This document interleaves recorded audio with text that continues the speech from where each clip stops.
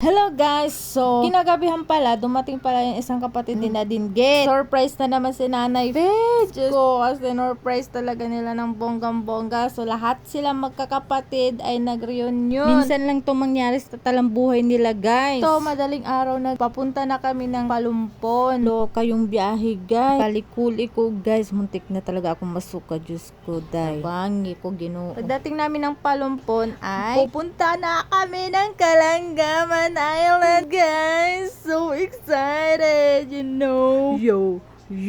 So, ay makikita nyo guys yung pier nila. Ito yung sunrise day. Ang ganda day. Bongga, Diyos ko, tabangi. Tapos, bumili kami nitong taho kasi nga, hindi pa kami kumain. So, ito guys, hindi pa nga nag-open yung office nila dito. Tapos, pagdating namin, hindi namin alam na kailangan pa palang mag-register sa front desk nila. So, binigyan kami ng papel. Tapos, ano lang kami doon sa website nila. Tapos, nag-register per head. I-input lang doon sa website yung name. Tapos, basta yung mga ka-eme, eklabo na mga information mo. Tapos, ayan, makikita nyo dyan, guys, sa mga ano nila, churba, eme, kemelabo, mga ganun-ganon. So, ayan na yung barko namin. After magpa-register, guys, magbabayad na kayo doon sa may counter. Tsaka, yan, nakuha na namin kung saan yung barko namin. Diba?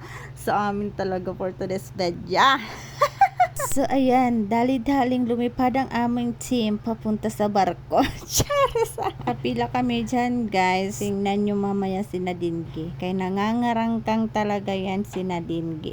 So, yung ginamit nila dito, guys, ayan floating na parang floating yung causeway nila. Charis! Pempeng ko na ngayon si Jake Cyrus na. Ito talaga yung mga ginagawa ko, guys. Pang-architect na trabaho. Yung board, mga ganon. Diyos ko, day tabangi. Ginoo. Kaya natatawag tayong engineer eh. Huy, engineer. Baka naman dyan, sir. May paano? Kaya't ibigay mo na ang aming Christmas bonus. Chares! Mga ngaroling tayo for today's video para naman tayo ay marinig.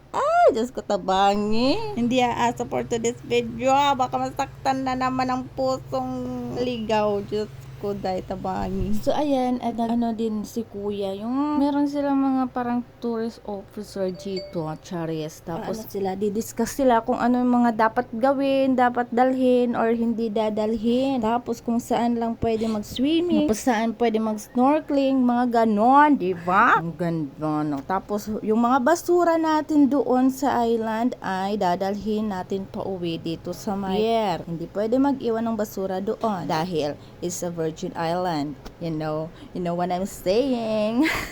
So, kung kayo ay may balak pumunta ng Kalangaman Island, guys, magdala na lang kayo ng trash bag, mga nyo, ilagay sa mga Tupperware, yung mga baon nyo. Basta huwag kayong magkalat doon, guys. Help preserve our virginity. It's the Virgin Islands pala. Diyos ko, day, ano ba yan?